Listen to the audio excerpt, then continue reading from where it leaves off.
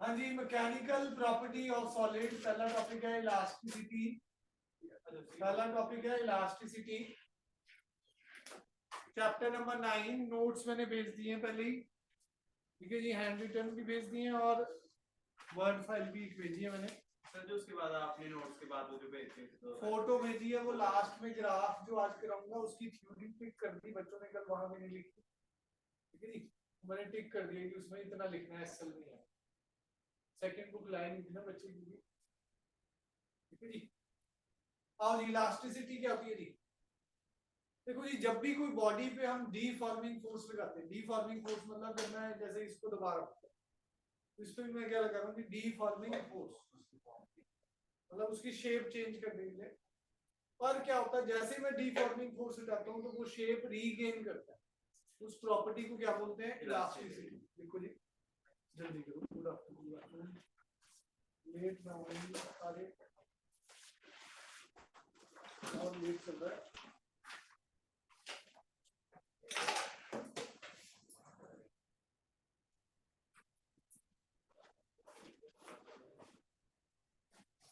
देखो जी, if a body regains its original shape, if a body regains its original shape and size after the removal of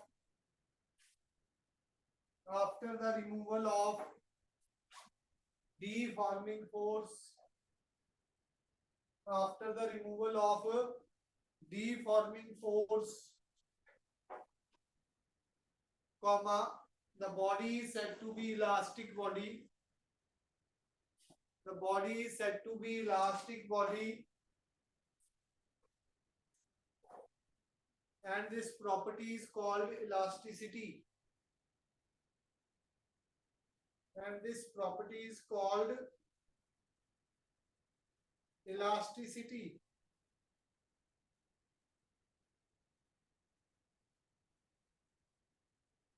समझ आया जी? Elasticity basically जब भी कोई body अपनी position regain कर दे डीफॉर्मिंग force लगाने के बाद, उसको क्या बोलते हैं जी? Elastic body. और प्रॉपर्टी को क्या बोलते हैं? इलास्टिसिटी। नेक्स्ट है जी परफेक्टली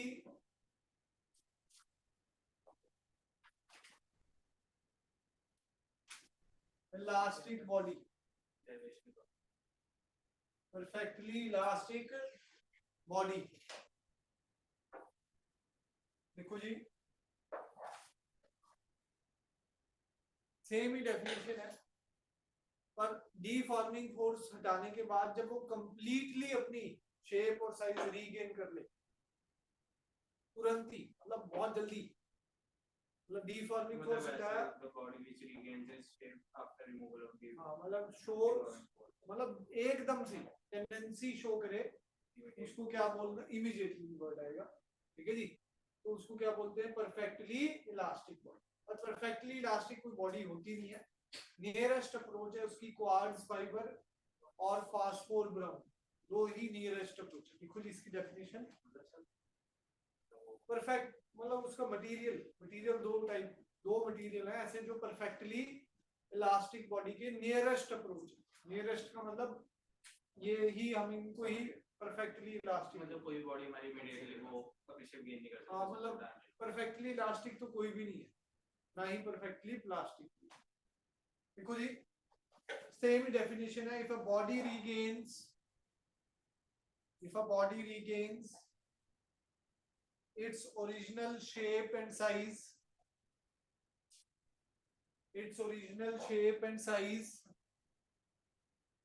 completely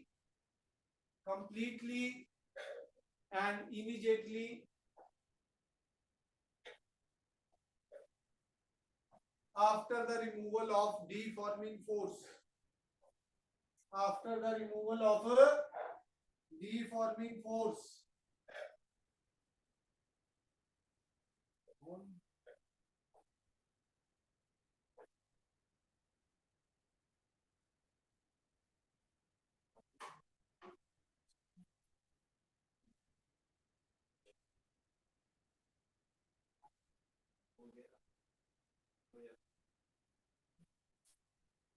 देखो जी, एग्जाम्पल लिख लो जी, क्वार्ट्ज फाइबर, एग्जाम्पल है क्वार्ट्ज फाइबर और फॉस्फोर ग्राउंड्स, फॉस्फोर ग्राउंड्स, ठीक है जी। देन नेक्स्ट है जी प्लास्टिसिटी, नेक्स्ट क्या है जी, प्लास्टिसिटी,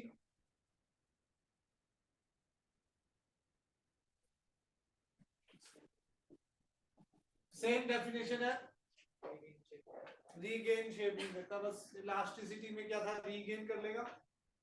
लिख लो जी फटाफट, सेम ही लिखना है। If a body does not regain its original shape, does not आ जाएगा बस, ठीक है जी। If a body does not regain, थोड़ा थ्योरेटिकल है, ज्यादा लिखना पड़ेगा, जल्दी करें क्योंकि वहां लगभग मैंने चैप्टर कंप्लीट कर दिया है, एक टॉपिक रह गया बस वहां। आज आपका भी एक ही टॉपिक छोड़ेंगे बस, 4:15 तक हमें कंप्लीट भी करना है, फिर टेस्ट वगैरह भी हो जाएगा। हाँ ये मॉडुलस, बल्क मॉडुलस सब कराएंगे। देखो जल्दी, if a body does not regain its original shape and size even after the removal of deforming force, then the body is said to be plastic body and the property is called plasticity.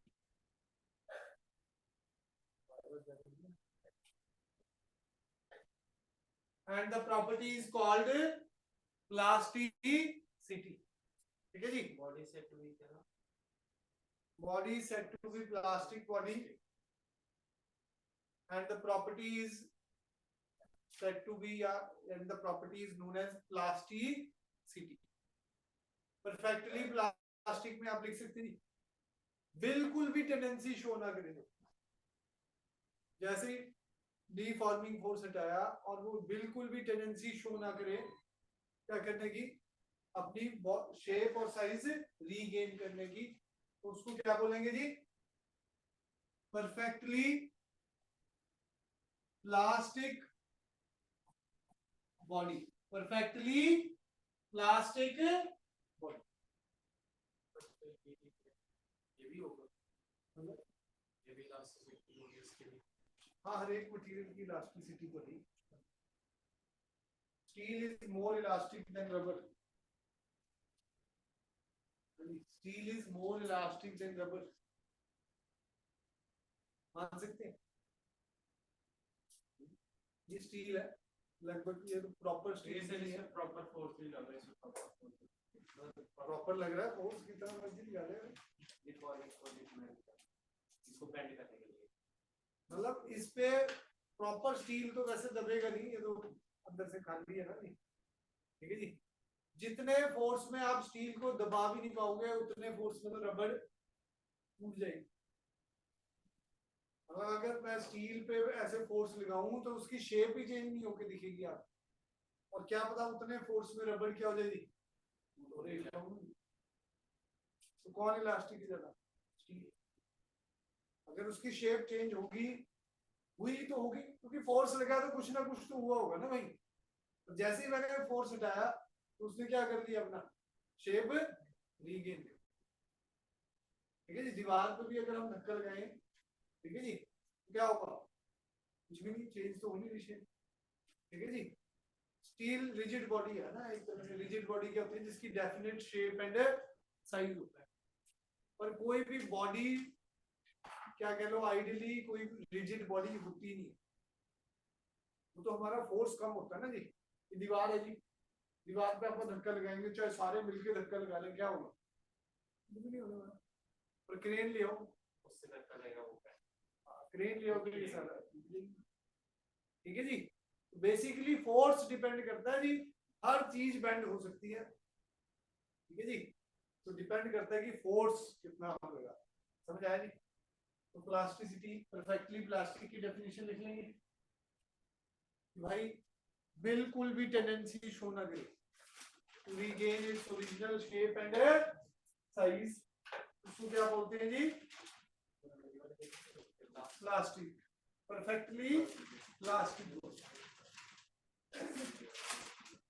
ठीक है जी, perfectly plastic body. Example क्या है जी इसके? Putty, example क्या है जी इसके? Putty और पैराफिन वैक्स। जो पुट्टी हमारे घर में होती है वो पुट्टी और पैराफिन वैक्स। हाँ सर ये वाली हाइट और डेप्थ वाली है ना? हाँ हाइट और डेप्थ वाली है जी। जैसे mgh/1 प्लस ny होगा। 3 डेरिवेशन दूंगा, हर एक को अलग अलग। ये हाइट डेप्थ है, ठीक है जी। अगर इनको कोई दिया तो इनको अलग, न्यूमेरिकल्स की नहीं होंगे। आप न्यूमेरिकल का नहीं है, प्रिंटेड बनवा रहा हूँ ऑब्जेक्टिव, होमवर्क असाइनमेंट प्रिंट होना रहेगी, वो प्रिंटेड होगी ताकि हर एक को अलग अलग क्वेश्चन दिए जा सके। ये जो क्लासरूम टेस्ट होंगे उनमें लगभग ऐसे ही करने का वो है हमारा कि सबको अलग अलग क्वेश्चन दिए ताकि सारों का दिमाग चलता हुआ देखे। क्या कई बार क्या होता है ऑब्जेक्टिव में तो बंदा ए बी सी इशारों में ही हो जाता है खेल।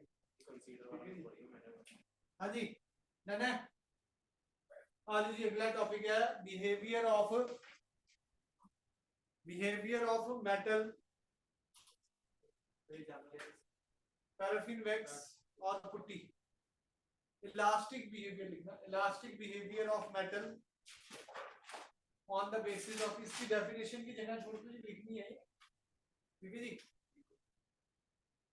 Elastic behaviour of metal on on the basis of spring ball model, on the basis of a spring ball model.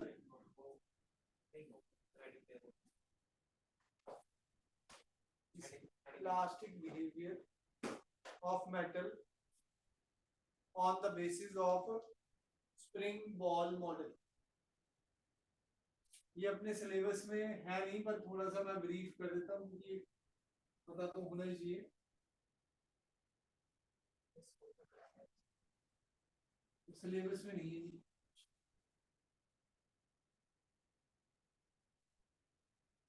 हाँ जी, क्या होता है ये स्प्रिंग बॉल मॉडल में? सिंपल सा कॉन्सेप्ट है, बॉल हमारे एटम की तरह है, बॉल हमारी किसकी तरह है जी? एटम। और स्प्रिंग हमारा इंटर एटॉमिक फोर्सेस, स्प्रिंग हमारा किसकी तरह है जी? Inter atomic forces. किस किस टाइप के इंटर एटॉमिक फोर्सेस होते हैं? हाँ जी, केमिस्ट्री में covalent bond, ionic bond, carbon carbon bond, metallic bonding, ठीक है जी, हाइड्रोजन बॉन्डिंग। तो ये इंटर एटॉमिक फोर्सेस, ठीक है जी। ये एक एटम है, ये दूसरा एटम है, बॉल मतलब एटम की तरह, और स्प्रिंग हमारा इंटर एटॉमिक फोर्सेस।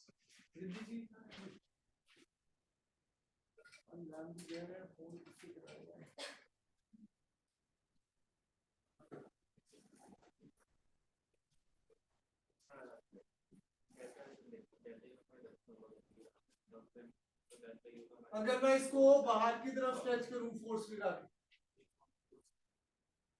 तो वो जो रीस्टोरिंग फोर्स है स्प्रिंग का किधर को होता है जी? वो ऐसे ही कोई भी मटेरियल को मैं जब स्ट्रेच करता हूं, कोई भी मटेरियल को स्ट्रेच करता हूं, तो एक इंटर एटॉमिक फोर्सेस क्या करते हैं? उसको रीस्टोर करने की कोशिश करते हैं। उसको क्या करते हैं जी? रीस्टोर करने की कोशिश करते हैं, ठीक है जी। और अगर मैं इसको कंप्रेस कर रहा हूं, कंप्रेस कर रहा हूं अंदर की तरफ, तो रीस्टोरिंग फोर्स इसको क्या करेंगे जी? बाहर की तरफ ले। रीस्टोरिंग फोर्स इसको कहां की तरफ लेके जाने जाएंगे जी? बाहर। ये एफ हमारा डीफॉर्मिंग फोर्स, समझ आई बात जी कि नहीं? तो बेसिकली क्या होता है जी, जब आप उसकी शेप चेंज करने की कोशिश करते हैं बॉडी की, तो एक रीस्टोरिंग फोर्स डेवलप होता है जो उसको उसकी पोजीशन को रीगेन करने में हेल्प करता है। यही इलास्टिक बिहेवियर, यही क्या है जी? Elastic behaviour. पेज नंबर 9.2 पे ये रीड करना है, डायग्राम बना लो थोड़ा सा। अब मेन टॉपिक है स्ट्रेस। स्ट्रेस तो पहले ही बहुत है ना, आपके टेस्ट का स्ट्रेस, फिर स्कूल की टेस्ट का,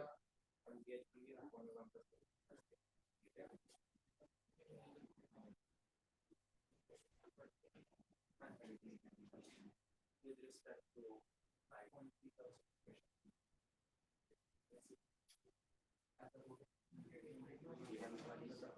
अरे भी ये तो है रे की डेरिवेशन है बीच में इनफैक्ट तो ये है हां अरे विद रिस्पेक्ट अरे ये है ना जी dash with respect to that height है वही वाली बात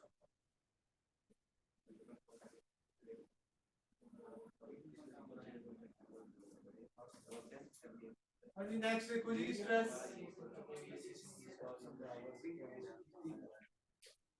ये देखिए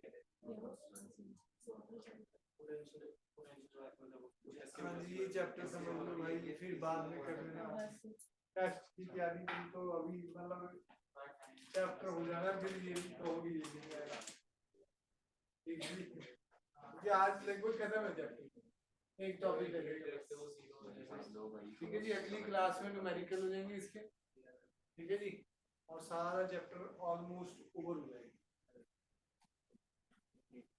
संडे को फ्लूइड स्टार्ट हो जाएगा जी आपका ठीक है जी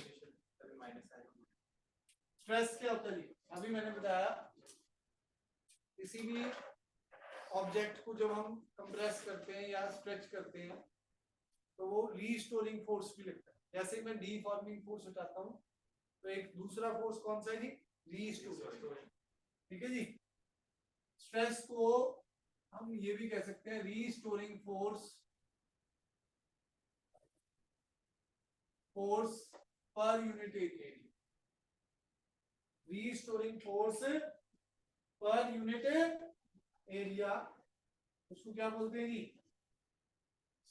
स्ट्रेस बुक में अप्लाइड फोर्स अपॉन एरिया लिखा हुआ है ठीक है जी बेसिकली रीस्टोरिंग फोर्स उतना ही होगा जितना आप अप्लाइड फोर्स लगाओगे रीस्टोरिंग फोर्स कितना होगा जी जितना आप अप्लाइड फोर्स लगाओगे बस डायरेक्शन क्या रहेगी जी अपोजिट डायरेक्शन क्या रहेगी जी अपोजिट यूनिट्स क्या रहेगी जी न्यूटन पर मीटर स्क्वायर डायमेंशन क्या है जी m1 l-1 t-2 m1 l-1 t-2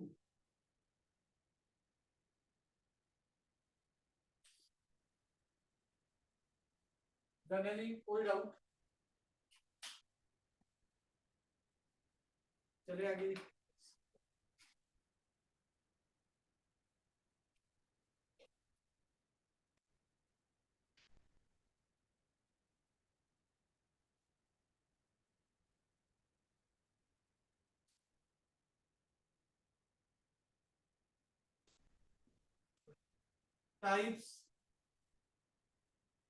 types of stress number 1 longitudinal stress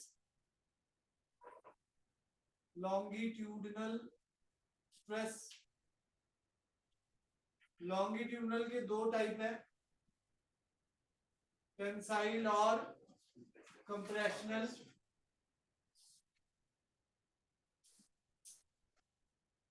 tensile में लेंथ इंक्रीज होती है जी लेंथ इंक्रीजेस कंप्रेशनल में लेंथ क्या होती है जी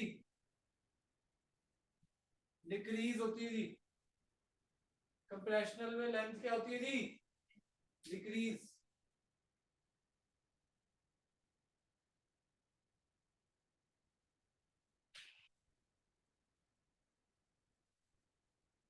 टेंसाइल में लेंथ इंक्रीज होती है कंप्रेशनल में लेंथ डिक्रीज होती है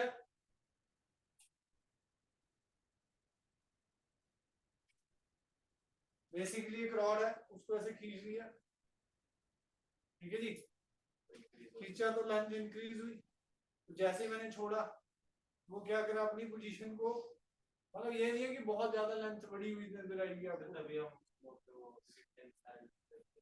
हाँ टेंसाइल स्ट्रेंथ खींचने के लिए ठीक है जी बेसिकली क्या होता है जी एमएन में बढ़ेगी या माइक्रोमीटर में बढ़ेगी, पर लेंथ थोड़ी बढ़ेगी जब आप डीफॉर्मिंग फोर्स लगाओगे। तो restoring force per unit area, stress का फार्मूला एक ही है भाई, चाहे किसी भी टाइप का स्ट्रेस हो, फोर्स अपॉन स्ट्रेस और प्रेशर सेम ही है। प्रेशर लगता है बाहर से, स्ट्रेस लगता है भाई अंदर से, तभी कहते हैं जी स्ट्रेस नहीं लेते, वो अंदर से लगता है। तो फोर्स कोई नस नुस बंदों में होता है, ठीक है जी, उसमें फिर पटाखा बज सकते हैं, ठीक है जी। बेसिकली स्ट्रेस मटेरियल में भी है और ह्यूमंस में भी वही प्रेशर ही है एक तरह से, पर अंदर की तरफ से जाना, वो अलग ही टाइप का पटाखा होता है। उसके बाद तो बाई चांस ही बन गई, मतलब कोई किस्मत वाला ही बस। हाँ जी, नेक्स्ट टाइप है, फर्स्ट टाइप हो गया लॉन्गिट्यूडनल, सेकंड है हाइड्रोस्टैटिक, सेकंड है hydrostatic stress, hydro static stress. आज रिजल्ट भी जाएगा ना पिछले टेस्ट का भी, ये है कि हर दिन एक रिजल्ट चले जाएगा। जो आज पढ़ा रहा हूँ ये डेफिनेशन सारी और ग्रेविटेशन का ऑब्जेक्टिव वो अगली क्लास में नहीं नहीं ऐसे नहीं होता, वो तो सबका मैंने देख लिया, 0 0 ही है, अच्छा से नंबर जाएगा 0 0 1। हाँ कोई नहीं, कवर अप कर लेना, जैसे कल बच्चों ने वहां कवर अप करा, पहले वहां भी 0 1 2 3 गए, कल फिर 9:30 8:30 8 से नीचे 10। हाँ वही उनका तो पहले हो चुका था। हाँ जी, हाइड्रोस्टैटिक स्ट्रेस में, हाँ जी मैं भूल भी जाऊं मेंशन करना, टेस्ट याद रखना जी, अगली क्लास में टेस्ट है जो पढ़ा दिया, तो बार बार ये ना कहें कि बताया नहीं था, ठीक है जी, जो आज पढ़ाया गया उसका अगली क्लास में टेस्ट।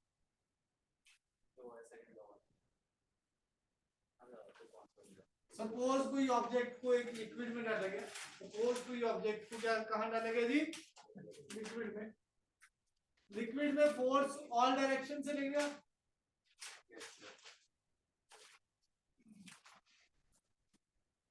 फोर्स जब ऑल डायरेक्शन से लगेगा तो उसकी शेप चेंज होगी, मतलब उसका वॉल्यूम चेंज होगा, उसका क्या चेंज होगा जी, वॉल्यूम।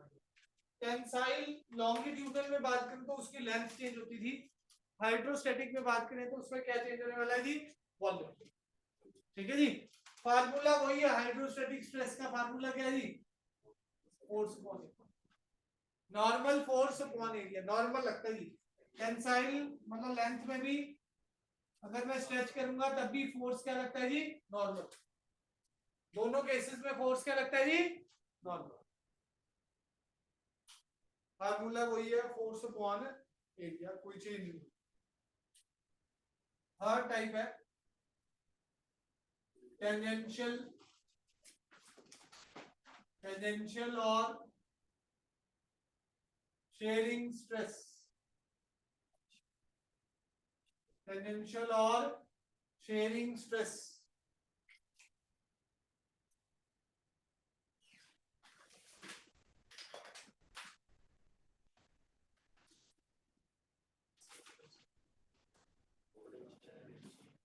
हाँ जी, ये बुक के जैसे, अभी तक तो हम बात कर रहे थे नॉर्मल फोर्स लग रहा था, क्या फोर्स लग रहा था जी, नॉर्मल। अगर टेंजेंशियल लगाऊं, देख रहे जी ये एंगल चेंज हो गया इसका बुक का, ये मैंने टेंजेंशियल लगाया तो इसका ये एंगल चेंज हो गया, ठीक है जी।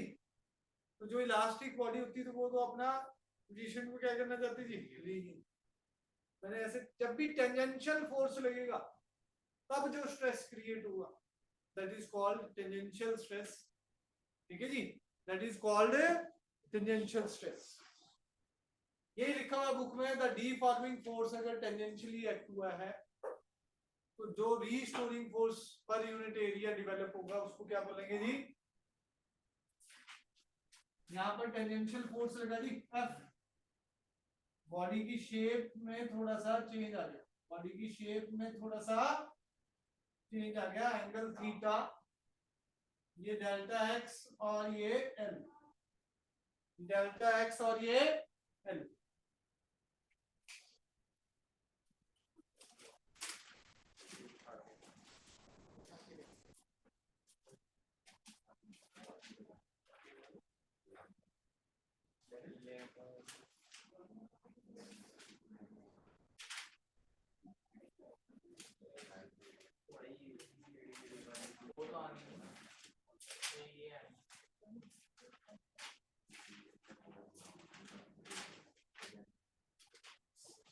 अबे और कौन रहेगा भाई?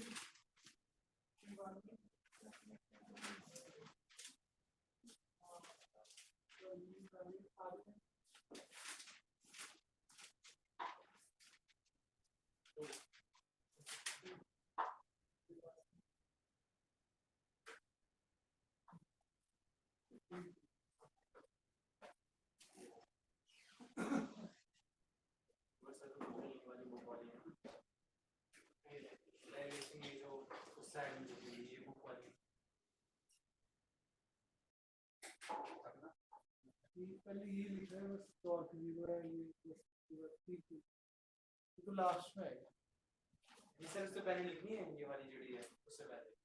नहीं वो सारा लास्ट में आएगा, वो अलग है ये अलग। ये करता हूँ अभी यहाँ भी। हाँ जी, फोर्स क्या लग रहा है जी? टेंजेंशियल फोर्स लग रहा है। तो यहाँ पर आप भी जो शेयरिंग स्ट्रेस को क्या लिखेंगे? Tangential force, tangential force per unit area, tangential force per unit area.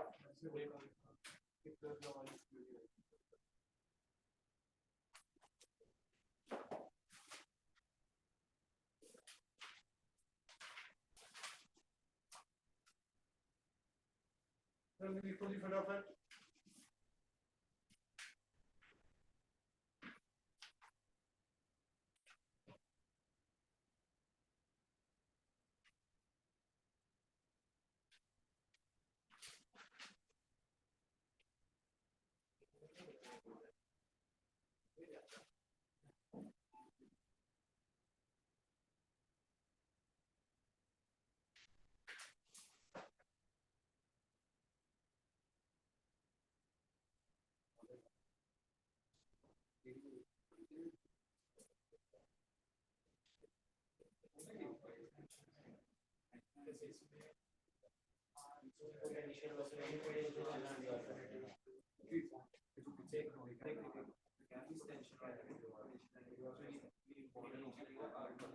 हो गया जी।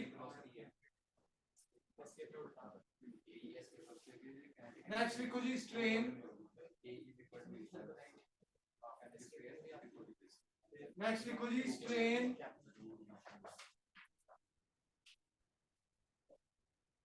डेफिनेशन पढ़नी हो तो आप पढ़ सकते हैं जी सारी बुक से, मैं कॉन्सेप्ट आपको सारे बताते जा रहा हूँ। स्ट्रेन लिखो जी, change in dimension, change in dimension upon original dimension,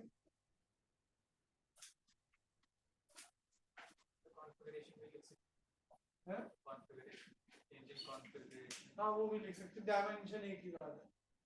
change in dimension upon original dimension. Strain का फार्मूला क्या होता है? जैसे लॉन्गिट्यूडनल तीन टाइप की है, एक तो यूनिट लेस होता है, पहले लिखो जी यूनिट लेस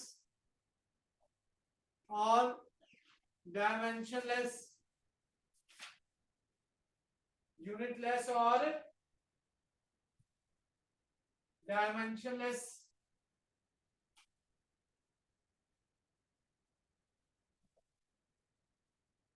टाइप्स में पहला है लॉन्गिट्यूडनल, स्पेलिंग देख लेना जी। लॉन्गिट्यूडनल स्ट्रेन क्या रहेगा जी? Delta L by L, change in length upon original length, unitless और डायमेंशन लेस तो है ही। सेकंड हाइड्रोस्टैटिक और वॉल्यूमेट्रिक भी बोलते हैं, और वॉल्यूमेट्रिक का मतलब आप समझ ही गए, change in volume upon original volume. Third shear strain, third क्या है जी? Shear strain. ये एंगल जो हमारा है, चेंज तो यही हो रहा है ना जी, चेंज क्या हो रहा है जी? थीटा ही हमारा शेयर स्ट्रेन है। एंगल अगर बहुत छोटा है तो उसे tan थीटा भी कह सकते हैं। एंगल अगर बहुत स्मॉल है तो उसको क्या बोल सकते हैं जी? tan theta. tan थीटा की वैल्यू क्या हो जाएगी? Perpendicular upon base. तो ये जो शेयर स्ट्रेन है theta delta X by L भी हो जाता है इसी डायग्राम।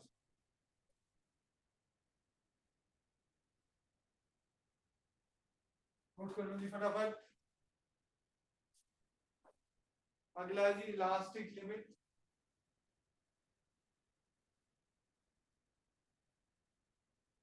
शायद यहाँ तो मैं वो एक टॉपिक भी हो ही जाएगा, पोटेंशियल एनर्जी और पॉइसन रेशियो, वो भी छोटी सी है,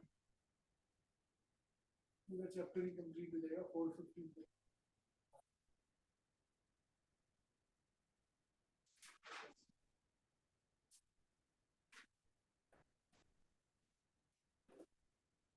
नेक्स्ट लिखो जी इलास्टिक लिमिट।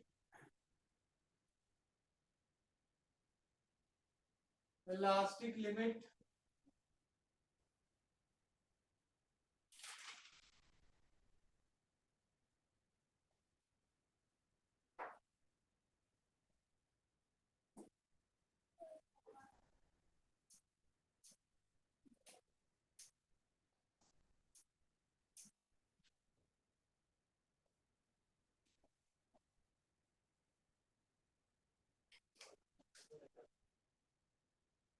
मैक्सिमम लोड जितना वो झेल सकता है।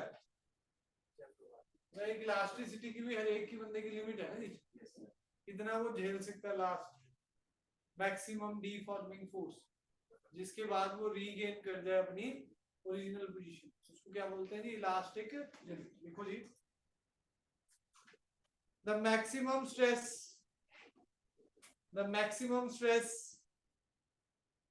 within which the maximum stress within which the body completely regains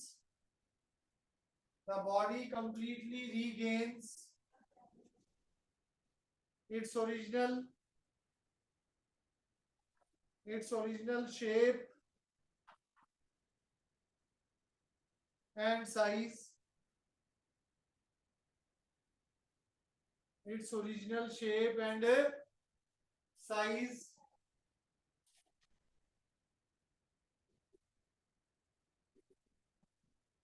after the removal of deforming force is called elastic limit.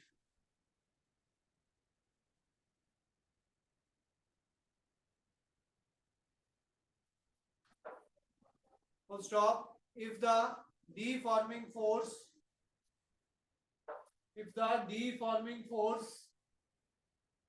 exceeds the elastic limit,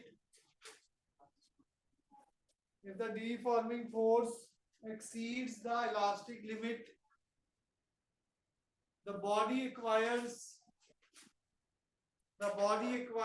permanent set or body acquires a permanent set or SCT or deformation तो permanent deformation हो जाएगी इसमें, and is called overstrained, and is called overstrained.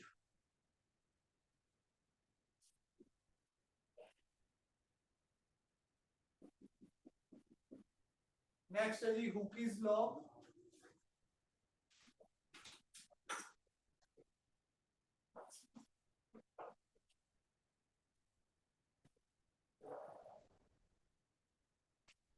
हुकीज law क्या कहते हैं जी?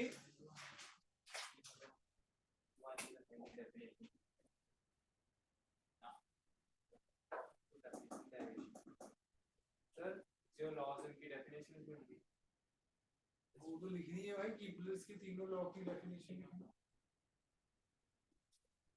देखो जी आगे, Hooke's law, the extension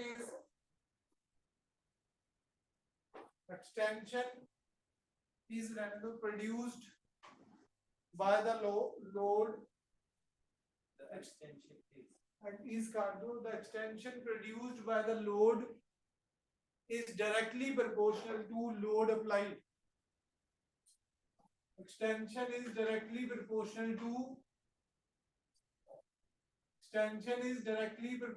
to load applied. बाद में इसका मॉडिफाइड वर्जन आया जी, यंग्स ने इसे मॉडिफाई करा। देखो जी, modified form of Hooke's law, within elastic limit, क्या बोला जी? Within elastic limit stress is directly proportional to strain. Within elastic limit, stress is directly proportional to strain. So stress is equal to E times strain, और stress by strain क्या हो जाएगा जी?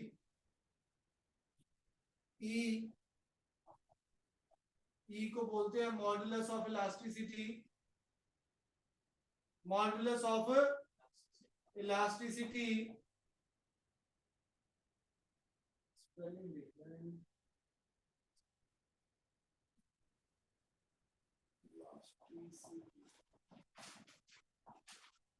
और coefficient of elasticity.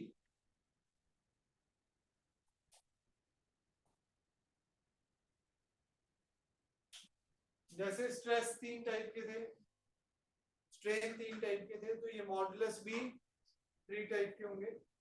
Number 1 is Young's modulus. Number 1 is types of modulus of elasticity, types of modulus of elasticity.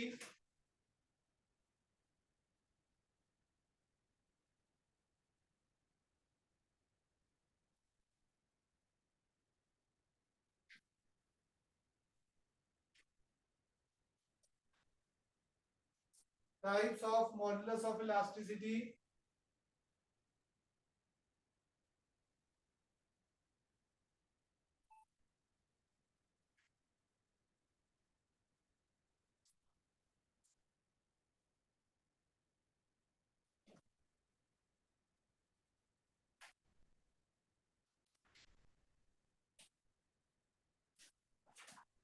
Types में क्या है जी? Number 1 Young's modulus,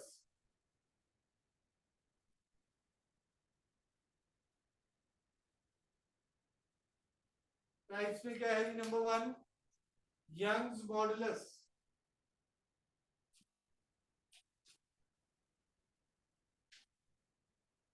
इसे मॉडुलस ऑफ लेंथ भी बोलते हैं, इसे मॉडुलस ऑफ लेंथ भी बोलते हैं।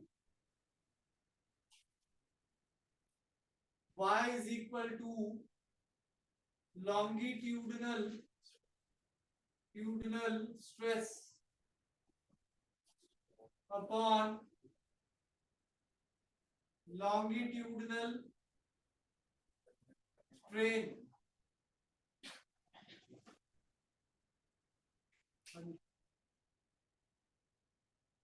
y is equal to longitudinal stress by longitudinal strain.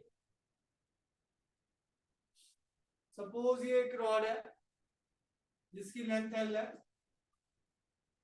Area cylinder की तरह है तो एरिया A है इस वाले स्पेस का, रेडियस R है तो एरिया क्या हो जाएगा जी, pi R square. Radius R है तो एरिया क्या हो जाएगा जी, pi R square. F force लगाया जी, लेंथ डेल्टा L इंक्रीज कर गई जी, लेंथ डेल्टा L इंक्रीज कर गई तो y क्या हो जाएगा जी, longitudinal stress force upon area upon longitudinal strain delta L by L, delta L by L।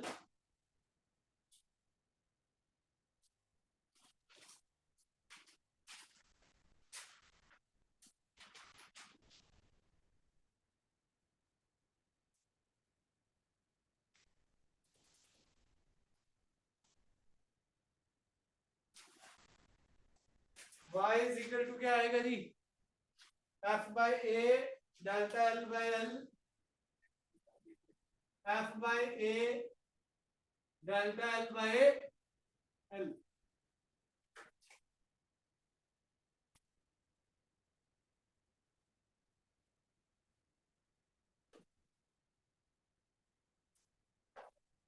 क्या है जी, कोई डाउट इसमें?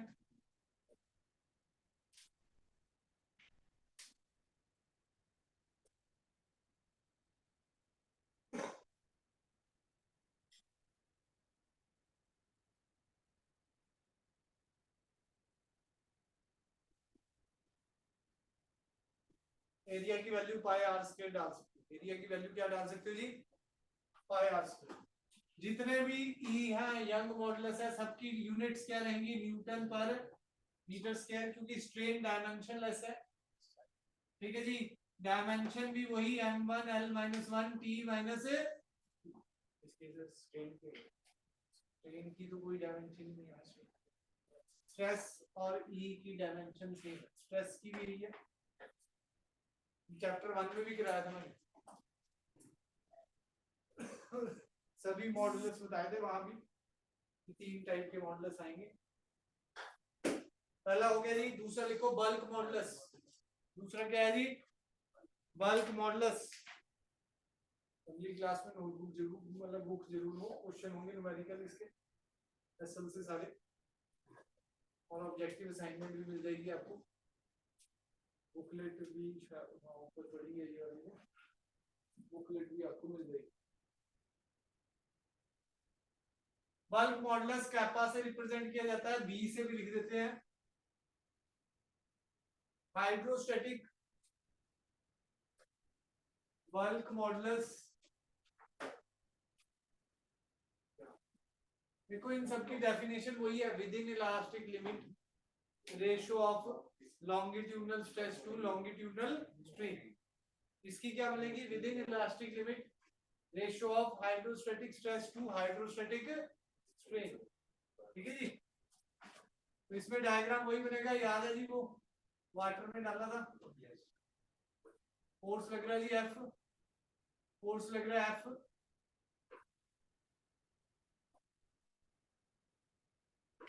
तो बल्क मॉडुलस क्या रहेगा जी, बी से रिप्रेजेंट करेंगे और कैपा से, बी से रिप्रेजेंट करेंगे और कैपा से। बल्क मॉडुलस हमारा क्या है जी, माइनस पी, प्रेशर भी कह सकते हैं जो अप्लाइड, देखो लिक्विड जो लगाता है ना वो प्रेशर लगाता है, अब अगले चैप्टर से आपको प्रेशर ही पढ़ना है, फ्लूइड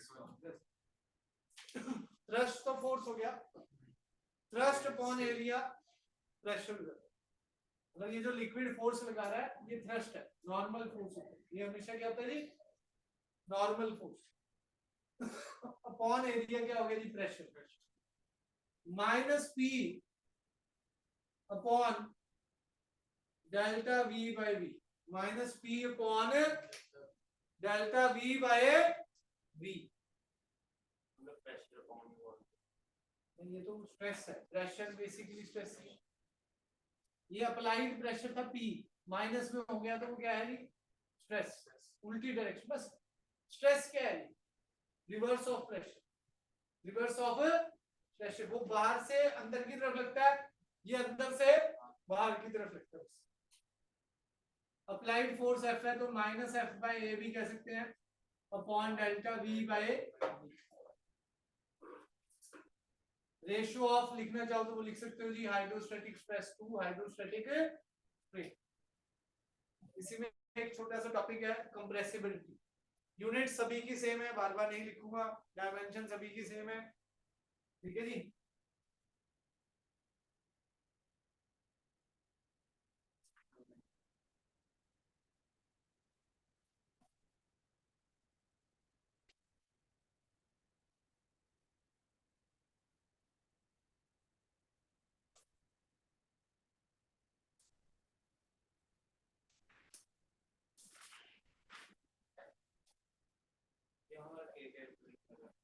ये कैपा वही बल्क मॉडुलस के दो नाम है, बी से भी कई जगह लिख देते हैं, वैसे ज्यादातर ये कैपा यूज है।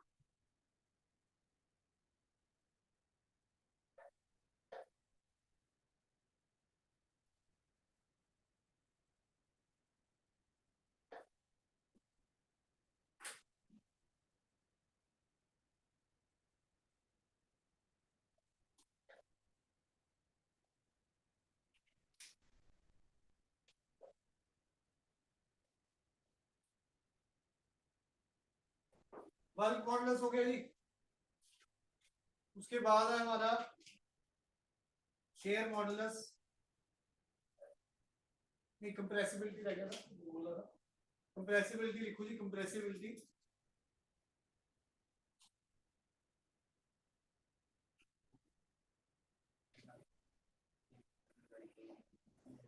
Reciprocal of bulk modulus, reciprocal of bulk modulus is known as compressibility.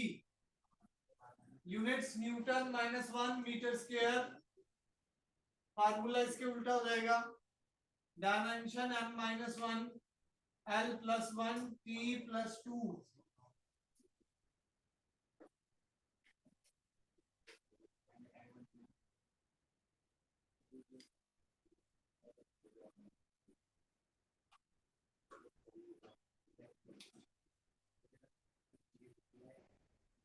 Next लिखो जी शेयर मॉडुलस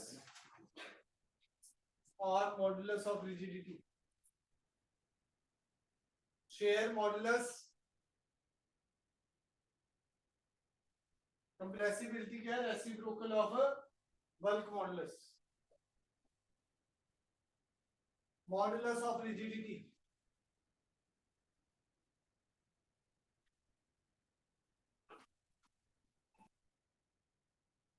फार्मूले अच्छी तरह पढ़ के आना जी, सारे कुछ भी सुन सकते हैं, इनका लिखवा सकते हैं।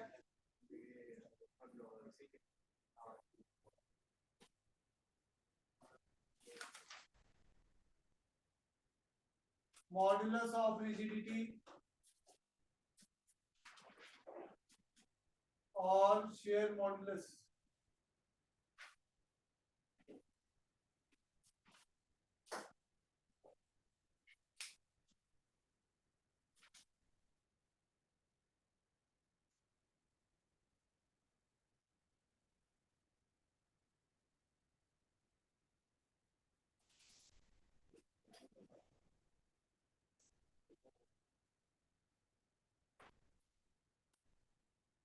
मॉडुलस ऑफ रिजिडिटी में क्या होता है भाई,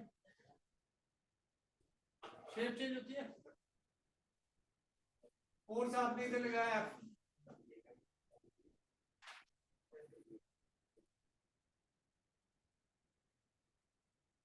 ये एंगल थीटा, ये एंगल क्या है जी थीटा, ये फोर्स लग रहा है जी F,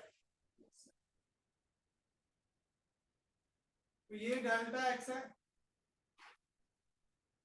ये L है, ईटा से रिप्रेजेंट करते हैं टेंजेंशियल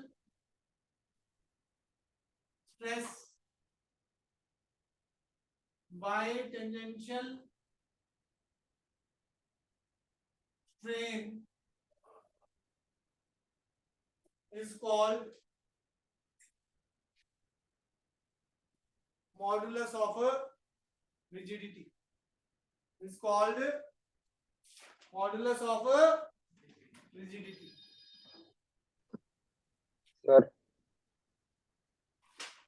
हाँ जी आशीष जी क्या कह रहे हैं? सर ये क्या लिखा है टेंजेंशियल स्ट्रेस के पहले ईटा इक्वल टू के इधर सर ईटा बोलते हैं इसे। क्या सर?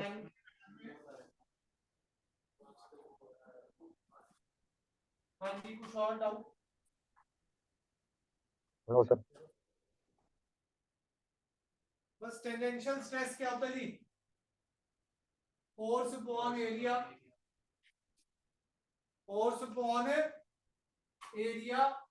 स्ट्रेन क्या था जी? टेंजेंशियल थीटा के बराबर था। थीटा की वैल्यू क्या थी जी?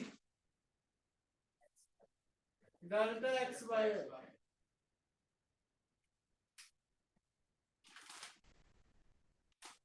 डेल्टा एक्स बाय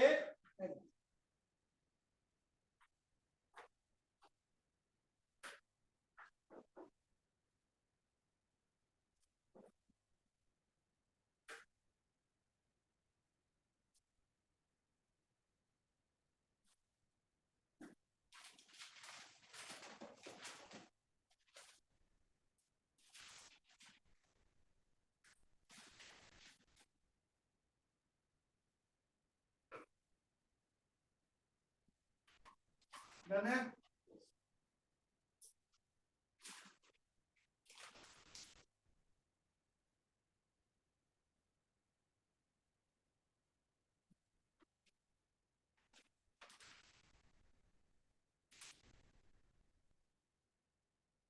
कोई डाउट जी इसमें?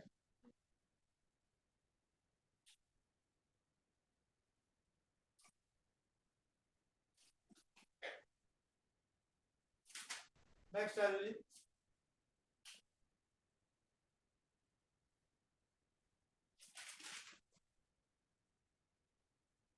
इसकी भी यूनिट्स वगैरह सब सेम है। लास्ट टॉपिक है जी स्ट्रेस वर्सेस स्ट्रेन का। 10-15 मिनट लग जाएंगे, अगर टाइम बचा तो अगला टॉपिक भी करा दूंगा। 4:15 पे टेस्ट शुरू हो जाएगा, फिर लेट ना हो जाए। 3 डेरिवेशन लिख के दिखानी है।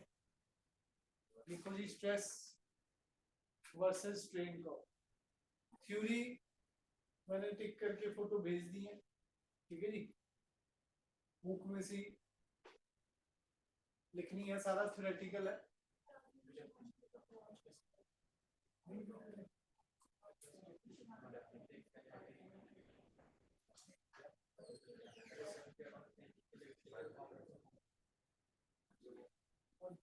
उसमें तो चाहिए पेन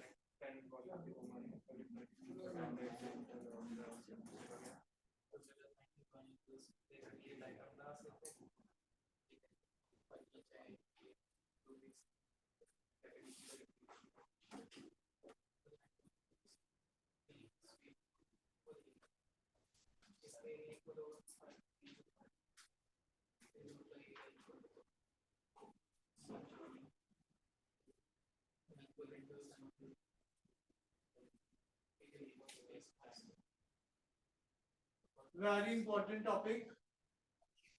अगली क्लास में 3 नंबर का टेस्ट में आएगा stress stress strain curve.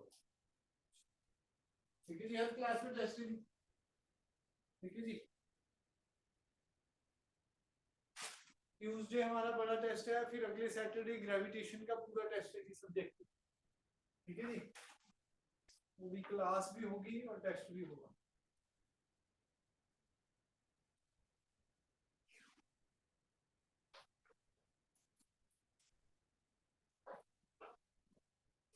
Stress versus strain.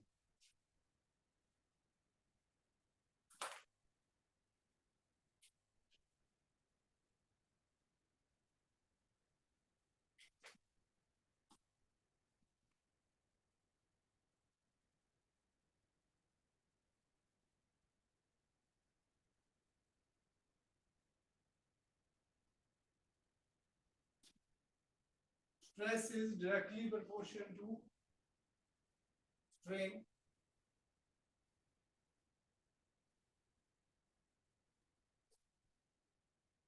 एक पॉइंट तक स्ट्रेस क्या रहता है जी, डायरेक्टली प्रोपोर्शनल टू स्ट्रेन. ओ से ए पॉइंट, ओ से ए पॉइंट तक, ठीक है जी. Stress is directly proportional to strain.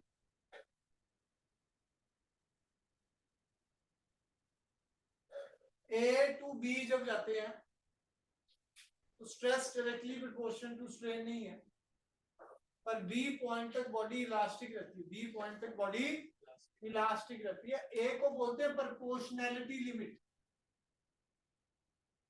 ए को क्या बोलते हैं जी, प्रोपोर्शनैलिटी लिमिट. स्पेलिंग देख लेना जी कई बार, ठीक है जी.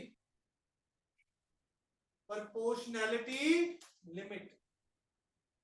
यहां तक भी अगर मैं फोर्स हटाऊं, डीफॉर्मिंग फोर्स हटाऊं, तो बॉडी अपनी पोजीशन को क्या कर लेती है जी, regain. Basically stress is directly proportional to strain रहता है. ए पॉइंट तक बॉडी अपनी पोजीशन को वापस रीगेन कर लेती है. ठीक है जी, समझ आई बात है कि नहीं. फिर ए मतलब ए पॉइंट तक हमारा stress directly proportional to strain है. हुक्स लॉ ऑबे हो रहा है, ये लिखा हुआ है. पॉइंट तक ए टू बी में हुक्स लॉ ऑबे नहीं हो रहा, पर फिर भी बॉडी इलास्टिक रहती है. तो बी पॉइंट को बोलते हैं भाई इलास्टिक लिमिट. बी पॉइंट को क्या बोलते हैं जी, इलास्टिक लिमिट.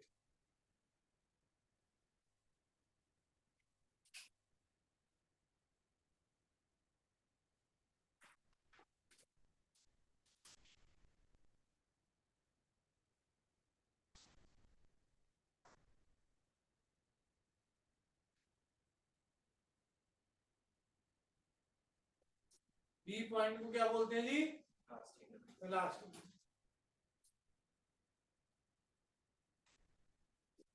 अब अगर बी पॉइंट की बात करी जाए, तो अगर मैं डीफॉर्मिंग फोर्स बढ़ाता हूँ तो स्ट्रेन बहुत ज्यादा बढ़ता है. ठीक है जी.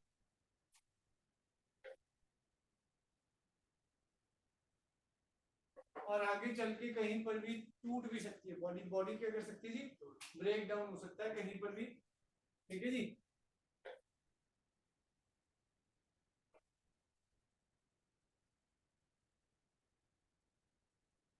देखो जी, पहला यही है जी. पूरा आप फोटो मैंने भेज दिए ग्रुप में कि कितना लिखना है.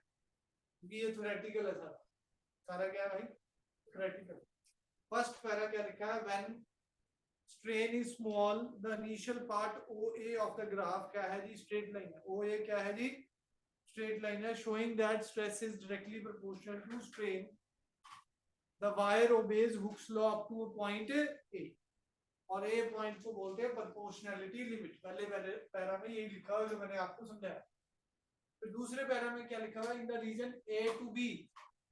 इन the region A to B stress strain graph slightly curved हो चुका है. Stress is not proportional to strain, but O to B की, O से B के बीच में कहीं पर भी लोड आप हटाओगे, लोड का मतलब आपने डीफॉर्मिंग फोर्स से हटाया, तो बॉडी अपनी पोजीशन को क्या कर लेगी जी, रीगेन. बॉडी अपनी पोजीशन को क्या कर लेगी जी, ठीक है जी. और बी पॉइंट को क्या बोलते हैं जी, इलास्टिक लिमिट. और ओ से बी वाला जो रीजन है, ओ से बी वाला जो रीजन है उसको क्या बोला गया जी, इलास्टिक रीजन. उसको क्या बोला गया जी, ओ से बी वाला रीजन. ये इलास्टिक लिमिट. और यील्ड पॉइंट भी बोलते हैं. एक और नाम है इसका, बी पॉइंट का क्या नाम है, एक और यील्ड पॉइंट.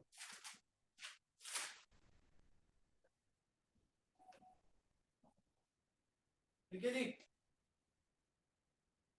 और stress corresponding to this point is called yield strength. तो ये O to B है हमारे इलास्टिक रीजन. हाँ इलास्टिक रीजन है O2B, O2B। पॉइंट का नाम क्या क्या, दो पॉइंट नाम है, इलास्टिक लिमिट और यील्ड पॉइंट। स्ट्रेस जो बी पॉइंट पे होगा उसका भी नाम है यील्ड स्ट्रेंथ। स्ट्रेस जो बी पॉइंट पे होगा उसका नाम क्या है जी, यील्ड स्ट्रेंथ। ठीक है जी। अगला point, if the wire is stretch beyond the elastic limit, मैंने आपको बताया स्ट्रेन बहुत ज्यादा बढ़ेगा as compare to strain increases rapidly even for small change in stress. मतलब थोड़ा सा लोड अप्लाई करते ही स्ट्रेन बहुत ज्यादा हो जाएगा। ठीक है जी। और कहीं पर आप डी फॉर्मिंग फोर्स हटाओगे तो बॉडी अपनी एक्चुअल पोजीशन पे नहीं आएगी। एक्चुअल पोजीशन कौन है, ओ। अब इसमें कुछ ना कुछ परमानेंट सेट हो जाएगा, इसमें कुछ ना कुछ क्या हो जाएगा भाई, बताया था ना पीछे कि इलास्टिक लिमिट से आगे जाओगे तो क्या हो जाएगा जी, परमानेंट सेट हो जाएगा जी। ये क्या आ गया जी, परमानेंट सेट,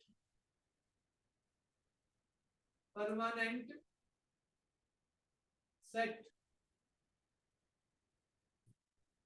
ठीक है जी। और वो किसके बराबर है जी, लगभग यहाँ पर 1% का है। जैसे ये परमानेंट डीफॉर्मेशन भी कह सकते हो, इसको क्या कह सकते हो जी, परमानेंट डीफॉर्मेशन। ओ की बजाय ये ओ डैश पॉइंट पे है।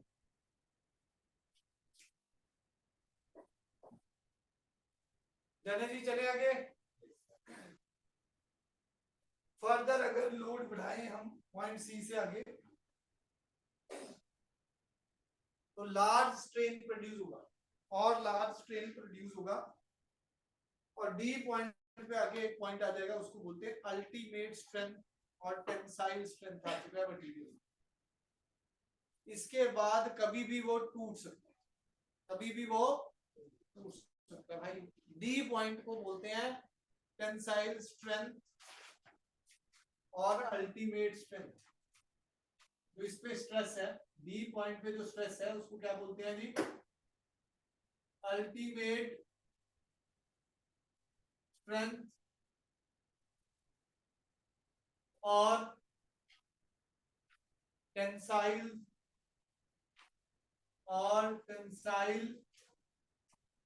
स्ट्रेंथ।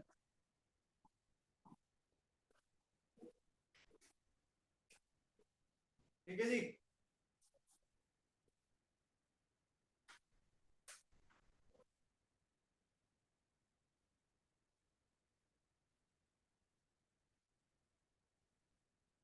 चलिए जी आगे।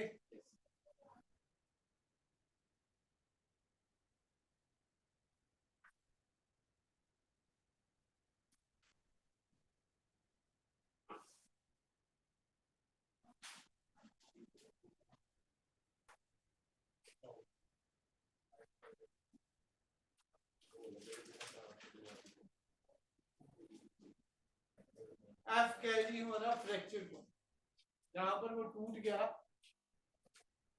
एफ क्या है जी हमारा, फ्रैक्चर पॉइंट।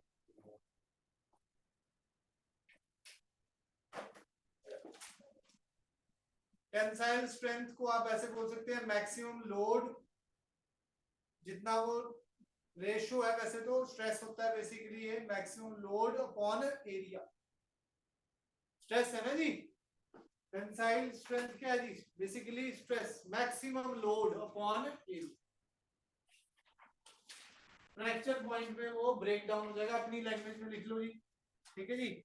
और ये जो रीजन है बी से लेके एफ तक का, बी से लेके एफ तक के रीजन को क्या बोला जाता है जी, elastic region, B to F.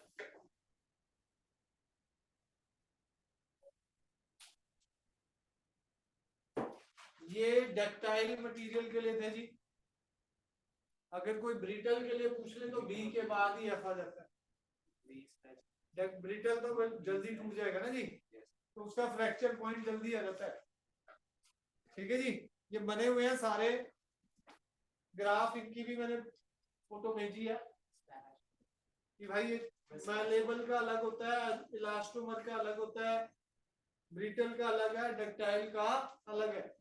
ये भी ड्रॉ करने पूछ सकता हूँ एक एक नंबर का, मतलब 4 नंबर के आ सकते हैं, इन चारों में से और भी एक ड्रॉ करने आएगा जी ग्राफ। ठीक है जी। बाकी छोटी छोटी डेफिनेशन है, स्ट्रेस की, स्ट्रेन की, यंग मॉडल्स, बल्क मॉडल्स, कोई भी डेफिनेशन आ जाएगी। 7 नंबर का ये आएगा, 3 क्वेश्चन आपके ऑब्जेक्टिव होंगे, 10 नंबर का टेस्ट, एक एक नंबर का एक ऑब्जेक्टिव। ठीक है जी। चलो जी, आज के लिए इतना ही है, टेस्ट शुरू करते हैं बस।